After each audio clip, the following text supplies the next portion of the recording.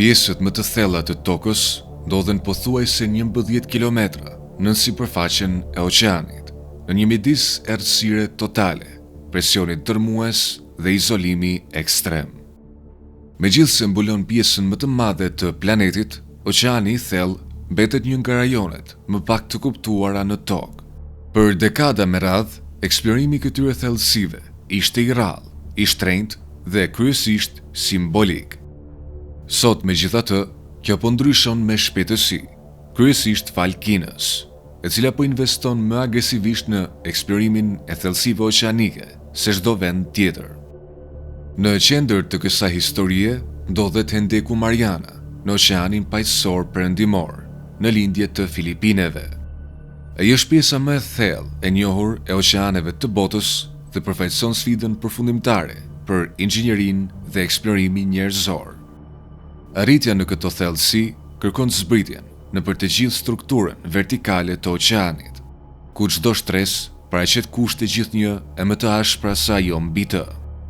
Udhëtimi fillon në zonën epipelagjike, shtresa sipërfaqësore e ndryshuar nga dielli, që shtrihet deri në rreth 200 metra. Ky është oqeani që shumica e njerëzve njohin, i ngrohtë, i ndritshëm dhe i pasur me jetë, si shkëmbim koralor dhe popullata të mëdha peshqish. Por saj ndodhet zona mezopelagjike, ose zona e muzgut, nga rreth 200 deri në 1000 metra thellësi.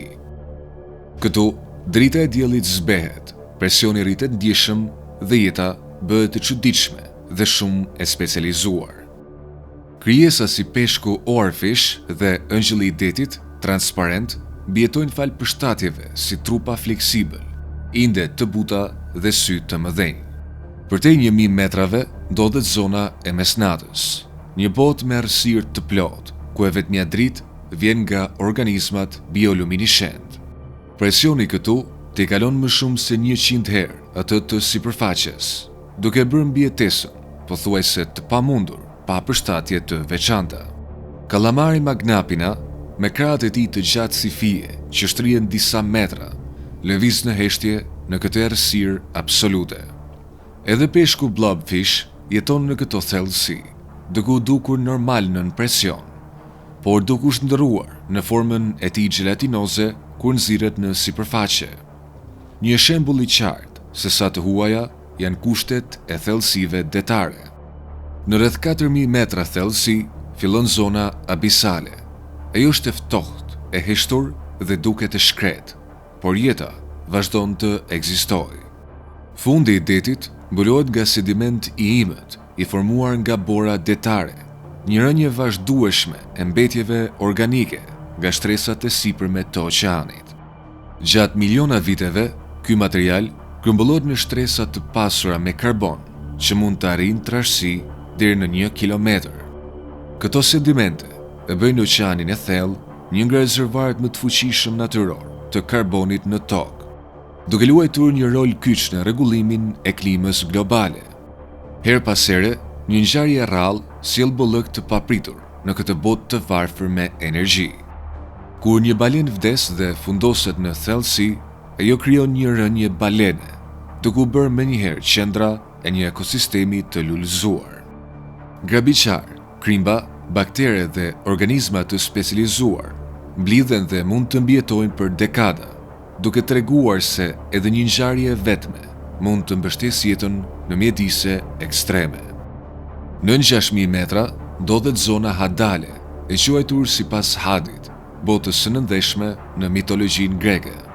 Kjo zonë ekziston vetëm në hendeqe oqeanike dhe karakterizohet nga presione më shumë se 600 herë më të mëdha sa ato në sipërfaqe. Në pothuajse 11 kilometra thellësi, fundi i Hendekut Mariana, i njohur si Challenger Deep, është më i thellë se sa është i lartë mali Everest. Pavarësisht këtyre kushteve, jeta ende ekziston, përfshirë organizma gjigant njëqelizor të quajtur Xenophyophores dhe karkaleca të zbehtë e të ngadalshëm, të përshtatur për të mbjetuar aty ku pothuajse asgjë tjetër nuk mundet. Vizitat njerëzore në këto thellësi ka qenë historikisht shumë të rralla. Challenger Deep u arrit për herë të parë në vitin 1960 nga Jacques Piccard dhe togeri i marinës amerikane, Don Walsh. Më shumë se 50 vjet kaluan përpara se dikush tjetër të zbriste përsëri, kur regjizori James Cameron realizoi një zhytje solo në vitin 2012. Më vonë, eksploruesi Viktor Veskovo kreu disa misione, duke mbledhur të dhëna të vlefshme shkencore. Këto përpjekje, ndonse revolucionare, ishin të shtrenjta, të kufizuara dhe kryesisht të njëhershme. Hyrja e Kinës në eksplorimin e thellësive detare shënoi një pikë kthese. Në vitin 2020, ajo përfundoi me sukses zhytjen e saj më të thellë me ekuipazh. Ndryshe nga eksploruesit e mëparshëm, Kina nuk u ndal pas një arritje të vetme. Ajo u përqendrua në ndërtimin e nëndetëseve të qëndrueshme për misionet të përsëritura dhe deri në vitin 2024 kaloi vendosmërisht drejt eksplorimit autonom. Automjetet të vogla robotike, disa jo më të mëdha se një kuti këpucësh, u përdorën për të lundruar në mënyrë të pavarur në fundin e detit dhe për të kthyer të paprekura. Ky tranzicion ndryshoi gjithçka. Eksplorimi i thellësive detare kaloi nga misione të rralla dhe simbolike në diçka të shkallëzueshme, të përsëritshme dhe të vazhdueshme. Kina tani po zhvillon flota robotikësh autonom kompakt, të projektuar për të rrëshqitur, zvarritur, përkulur dhe për të bashkëpunuar si tufa të koordinuara. Këto sisteme mund të mbulojnë zona të mëdha të shtratit oqeanik me kosto më të ulët dhe me qëndrueshmëri shumë më të madhe se sa nëndetëset tradicionale me ekuipazh. Pasojat shkojnë shumë për te i shkencës. Oqeani i thellë përmban mjedise me vlerë të jashtëzakonshme strategjike, përfshir rrjedhjet e ftohta, ku metani dhe sulfuri i hidrogenit dalin nga poshtë shtratit detar. Këto zona të pasura kimikisht mbështesin ekosisteme që funksionojnë pa dritë dielli, duke u bazuar në energji kimike. Ato janë me interes të madh për të kuptuar jetën, ciklet energjetike dhe burimet e mundshme të së ardhmes. Pyetja qendrore nuk është më nëse Kina mund të arrijë pjesët më të thella të oqeanit. Ajo qartësisht mundet. Pyetja e vërtet është se çfarë synon të bëjë atje.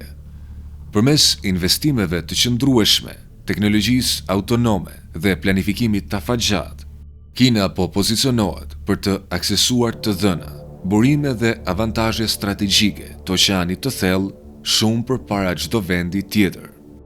Ky ndryshim i heshtur nën val mund të rezultojë një nga zhvillimet më vendimtare të epokës moderne, edhe pse pak njerëz po i kushtojnë vëmendje. Ambicet e Kinës në oqeanin e thellë shkojnë shumë për te i kureshtje shkencore. Mjedise si rrjedhjet e ftohta, zona ku metani dhe sulfuri hidrogenit dalin nga poshtë shtrati detar, ka një vlerë strategjike të jashtëzakonshme. Këto vende funksionojnë si laborator natyror, duke treguar se si jeta mund të mbjetojë pa dritë dielli, duke u mbështetur në energji kimike në vend të fotosintezës. Për Kinën, kjo njohuri mbështet disa objektiva njëkohësisht: të kuptuar të jetës në kushte ekstreme, zhvillimin e modeleve të ardhshme energjetike dhe krijimin e paraleleve me mjedise jashtëtoksore, si hënat e akullta të Jupiterit dhe Saturnit. Për një vend që synon të dominojë oqeanin e thellë, ndërsa përgatitet për zgjerim përtej tokës, këto njohuri janë jashtëzakonisht të vlefshme. Ndër zbulimet më mbërslëndëse në këto rajone është hidrati i metanit, i quajtur shpesh akulli i ndezshëm. Kjo substancë formohet kur metani bllokohet brenda strukturave të ngjashme me akullin nën presion të lartë dhe temperatura të ulta dhe mund të diqet kur ndizet.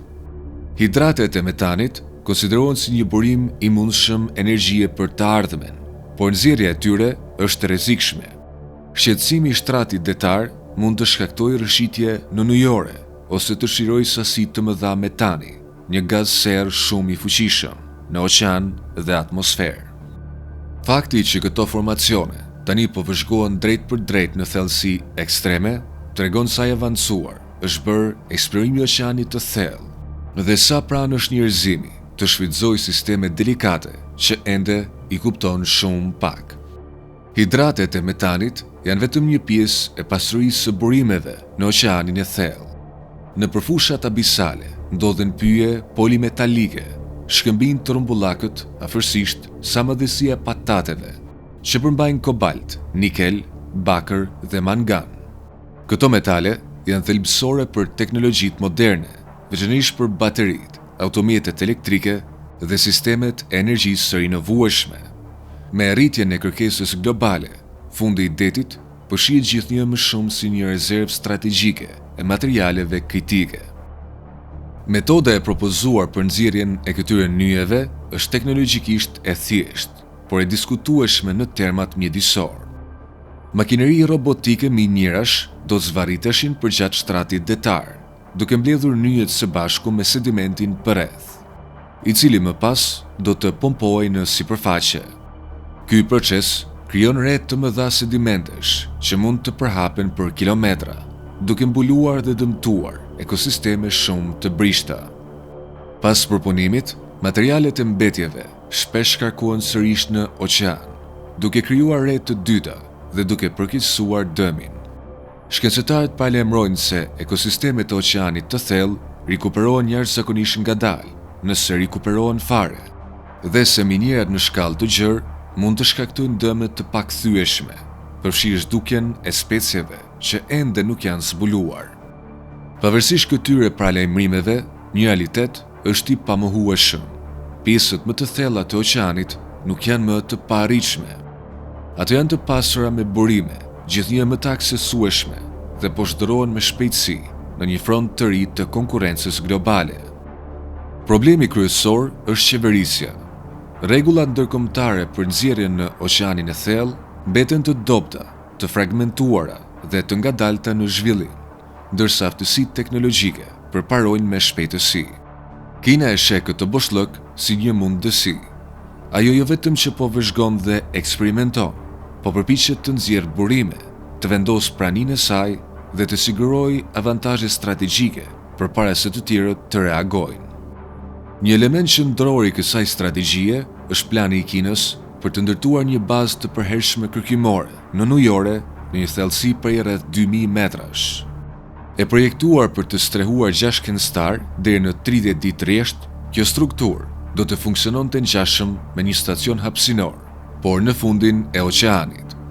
Për te i kërkimit shkencor, një bazë e tillë ofron diçka edhe më të vlefshme, praninë e vazhdueshme. Aksesi i pandërprer do të thotë monitorim afatgjat, testim të përsëritur të teknologjive të reja dhe grumbullim përvoje që pak vende mund të rivalizojnë. Në oqeanin e thellë, dominimi nuk vjen nga misionet të vetme, por nga përsëritja dhe qëndrueshmëria. Ndërsa Kina zhvillon mjetet, njohuritë dhe infrastrukturën e nevojshme për të operuar vazhdimisht në thellësi, eksplorimi bëhet rutinë dhe rutina gradualisht zhdurohet në kontroll. Vendet që investojnë në pajisje, institucione kërkimore dhe personel të specializuar po pozicionohen për të ndikuar në atë që po ndodh në val. Megjithatë, mineralet dhe ekosistemet nuk janë të vetmet pasuri strategjike në shtratin detar. Në përfundin e oqeanit shtrihet një rrjet gjigant kablosh fiber optike në ujore që bartin pjesën më të madhe të trafikut global të internetit, transaksioneve financiare dhe komunikimeve ushtarake. Këto kablo përbëjnë sistemin nervor të fshehur të botës moderne, por janë çuditërisht të cënueshme. Vëzhgimet e anijeve të huaja pranë kablove në ujore kanë ngritur shqetësime për sabotazh të mundshëm. Edhe vetë mundësia e dëmtimit të qëllimshëm ka pasoja serioze për sigurinë globale. Në fillim të vitit 2025, Kina prezantoi një robot të thellësive detare, të aftë për të prerë kablo në ujore. Zyrtarisht, ai është projektuar për riparimin e infrastrukturës. Megjithatë, e njëjta teknologji mund të përdoret për të çaktivizuar kablo në thellësi, ku zbulimi dhe ndërhyrja janë jashtëzakonisht të vështira. Nuk ka prova që veprime të tilla kanë ndodhur, por vetë ekzistenca e kësaj aftësie ndryshon llogaritjet strategjike. Kontrolli i oqeanit të thellë nuk është më vetëm çështje shkence, është çështje pushteti, sigurie dhe influence. Pas çdo roboti të oqeanit të thellë, qëndrojnë inxhinierë dhe shkencëtar të aftë të shndërrojnë ide në makineri që mbijetojnë aty ku njerëzit nuk munden. Aktualisht, Kina është vendi që po investon më shumë në këta njerëz, duke financuar kërkime oceanografike, duke ndërtuar laborator, trajnuar specialist dhe tërhequr talente nga e gjithë bota. Ndërkohë, vende të tjera, veçanërisht Shtetet e Bashkuara, kanë ulur financimin për shkencën oqeanike. Kur mbështetja ndalet, kërkimi ngadalësohet, ekspertiza humbet dhe udhëheqja zbehet. Arritja më e rëndësishme e Kinës mund të mos jetë një zbulim i vetëm, por krijimi i një sistemi të shkallëzueshëm për sukses afatgjat në oqeanin e thellë. Përmes robotëve autonom dhe infrastrukturës së përhershme, ajo po e zhndërron oqeanin e thellë në një hapësirë operimi të vazhdueshëm dhe kontrollin në rritje. Ndërsa buxhetet kurren diku tjetër, Kina vazhdon të lëvizë më shpejt, më thellë dhe me qëllim të qartë afatgjat. Një front i ri po formohet nën val, një front që mund të formsoj fuqinë globale në shekullin që vjen. Dhe madje edhe në shekullin e tanishëm. Oqeani i thellë mbetet një nga fushat e fundit, kryesisht të paprekura të tokës. Dhe sapo të shqetësohet, rikuperimi mund të jetë i pamundur. Historia tregon se konkurrenca mund të evoluojë në bashkëpunim, ashtu si ndodhi me eksplorimin hapësinor. Një qasje ngjashme globale mund të jetë e nevojshme sërish, jo vetëm për të eksploruar thellësitë, por edhe për të mbrojtur ato. Sepse nëse një vend i vetëm fiton kontroll të pakontrolluar mbi një pjesë të paeksploruar të planetit, pasojat mund të ndihen nga të gjithë. Abonohuni në kanalin ton duke klikuar butonin subscribe së bashku me butonin e ziles për të parë më shumë video të tilla. Si gjithmonë, faleminderit për shikimin.